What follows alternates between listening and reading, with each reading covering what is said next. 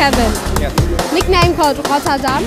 You are here at the Homestory Cup in Krefeld, and it's the first time that the Homestory Cup takes place in another place than the apartment of Dennis. What do you like about that, or do you think it's a bad thing? I do like it as a special thing. I don't think it should always be here because then it's going to lose the Homestory Cup feeling. What I like about it is that we have a lot more space here. Homestory Cup keeps growing. More and more people want to attend and everyone's bringing over guests. More players keep coming, more staff keeps coming. Overall, at a certain point, it's just too many people in a very small area. So this feels very spacious. Everyone can go upstairs, downstairs, you can walk around. I like that. This also... it's way easier to interact with the fans. You know, whenever I walk down, I can talk with all the fans immediately. I can sit with them. I can, watch the games with them. While normally you're kind of in the apartment or you're in the bar. But when you go into the bar, it's hard to leave the bar. So now it's just kind of like you go easy back and forth. So it definitely has its upsides, but it also has a few downsides. Like I understand what some of the people say on the internet that they miss some of the classic Homestory things. But overall, I really like this. It's an anniversary edition. I think it's awesome. Okay, so eSports itself is evolving and also the Homestory Cup is evolving and getting bigger. Tell us something about yourself. How did you get involved into eSports? How old were you? How did it happen? Was it a hobby or were you always safe that you are going to be a professional gamer?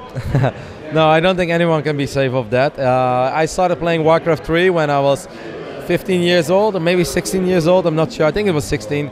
It was just a game. Like back then I was just a casual gamer. I played a lot of different type of games. I played some FIFA, I played some Red Alert, I played some Generals. And then I heard about this game called Warcraft 3. At first I didn't like it at all. But then I decided to give it another go, and at a certain point I was like, hey, this game is kind of fun.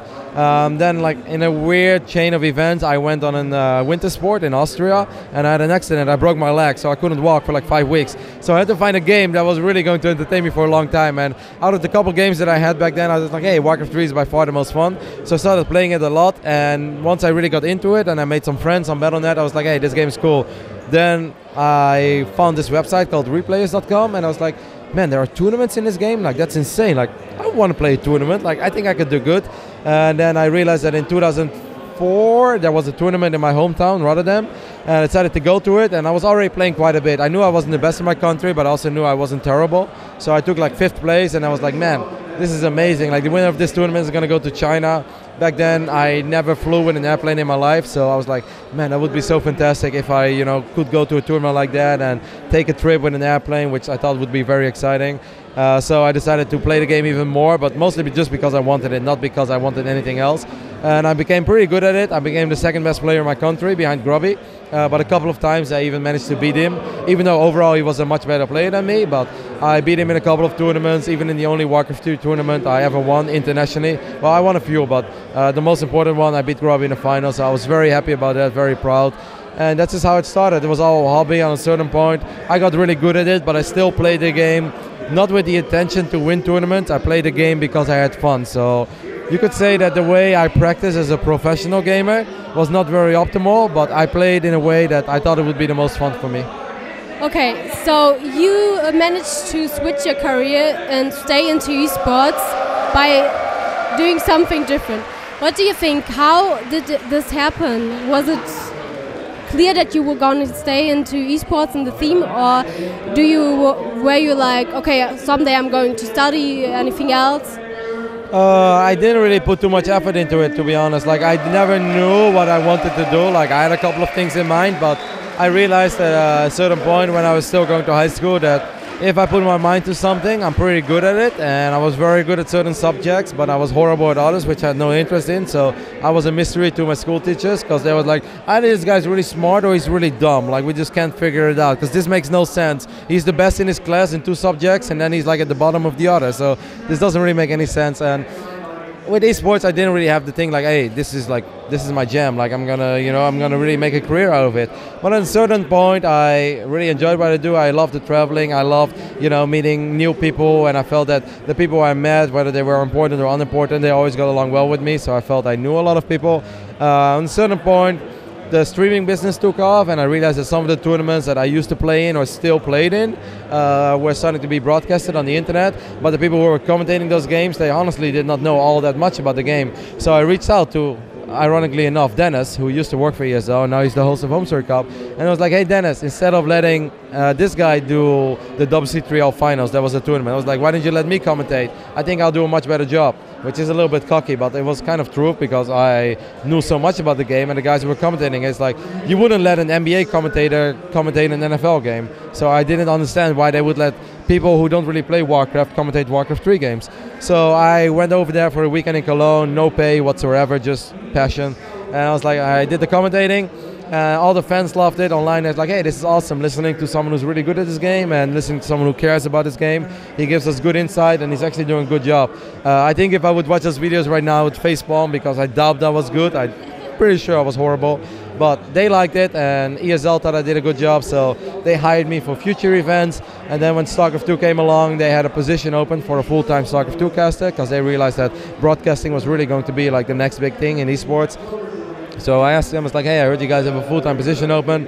Right now I'm a pretty useless Dutchman, and I kind of have to figure out what I want to do in my life, but I think I would really love this. Like, I think it would be awesome for me. I didn't care what I would get paid. I was like, this sounds like a great opportunity to me. So there's like, we'll think about it, and then a week later they called me back and they're like, all right, Kevin, you're hired. And that's where I started, and I've been doing it ever since.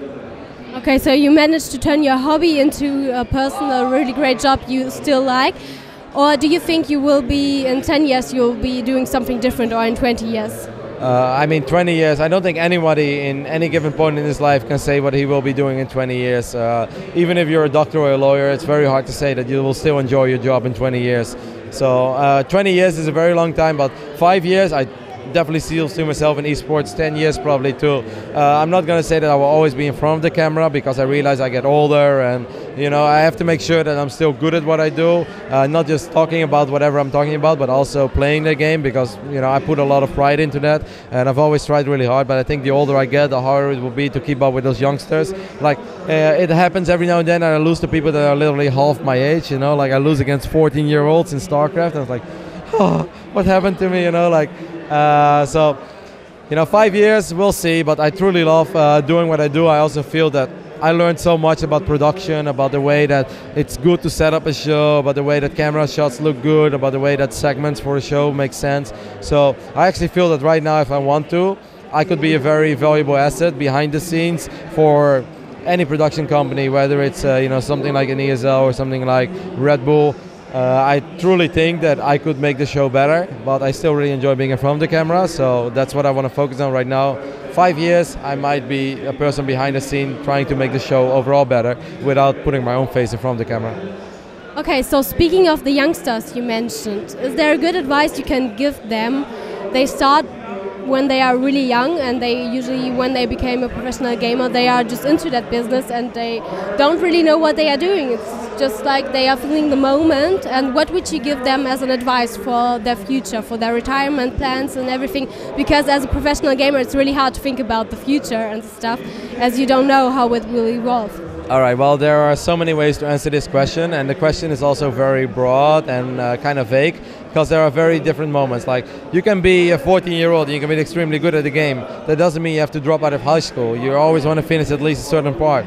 If you're extremely good at the game and you're 14 years old and you're already competing with the best players of your continent, whether it's North America, South America too, or Europe or Asia, then you could say like, hey, finish at least high school and then postpone college for a year or two and see how you do. If you do extremely well for yourself, you make hundreds of thousands of dollars, then obviously it was a great choice, and you can still decide to do whatever you want to do, because if you have so much money, at the end of the day, people go to school to make money. If you already make so much money by doing what you love, then you can also start looking into ways to use that money and do it different ways. But that's, everyone has their own career path.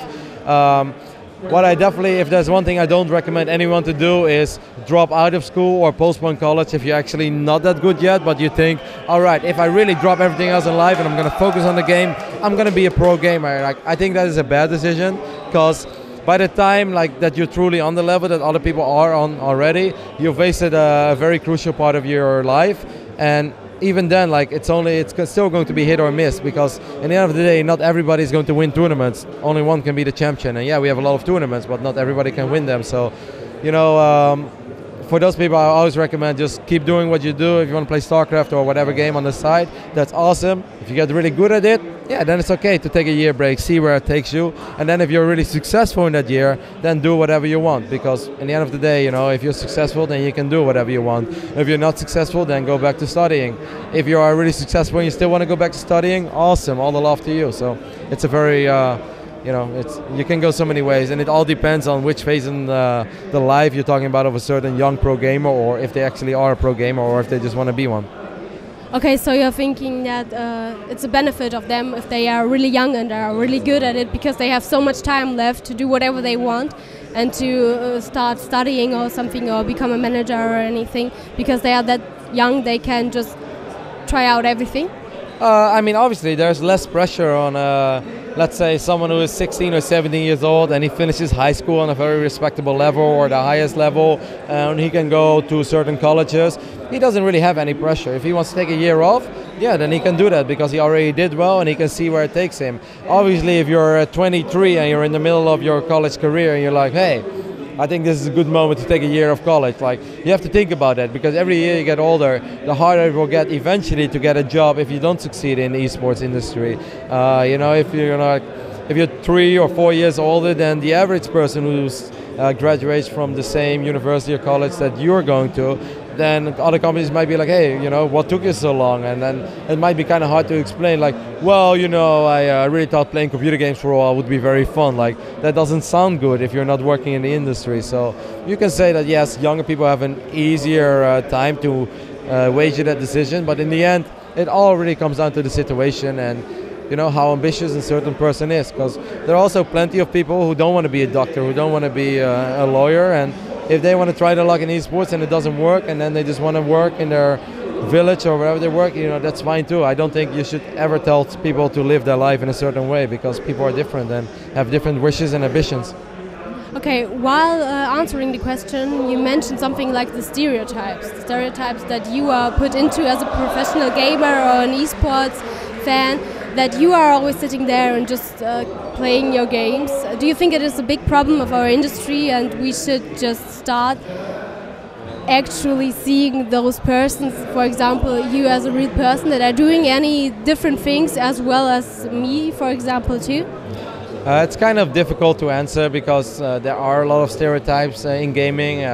Comes to you know, either guys that they're always nerdy and sit in their basement and are socially awkward, or they could talk about girls and say like, oh, they only want the attention, they actually don't like what they do. Like, and obviously that's not right. You know, people just do whatever they want to do in life, and there are all types of gamers, but it's very hard to change the entire view of an entire scene, because in general, whenever people have stereotypes, sometimes they're correct, but also sometimes they're made by people who actually have no idea what they're talking about, and that doesn't only include gaming, that goes for a lot of different aspects in life. So it's very hard to educate a person who actually doesn't really have interest in what he's talking about. People are judgmental, and I highly doubt we can just change the entire you know, humanity by being like, hey, let's just all stop being judgmental for a moment. Like, I don't think that's really going to happen. So we can talk a lot about it, we can really make a big fuss about it, or we can just be very happy with who we are and try to grow, and I think continue what we're doing well, and eventually people will come around, because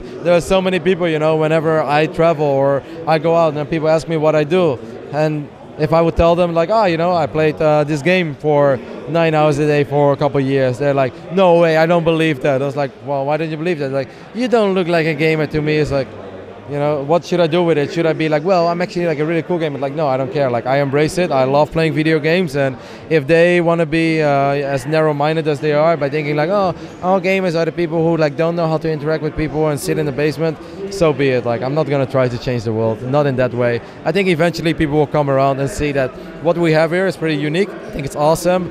It's people from all over the world, all different backgrounds, some, you know, very socially skilled, some obviously a little insecure, some are maybe a little collected, some are very open.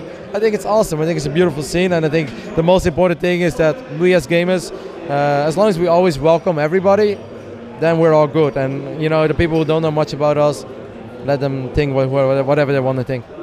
Okay, so do you think that esports events could be a benefit for players or for publishers, for the whole industry itself?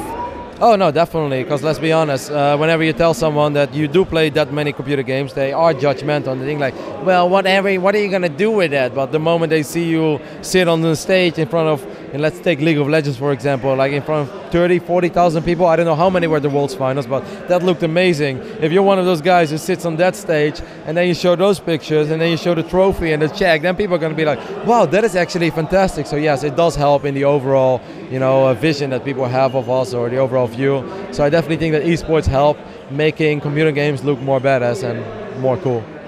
Okay, so that would be finishing for my part. Do you have anything else for us to tell that we didn't ask you about? No, thank you very much for the interview, and I hope that you're satisfied.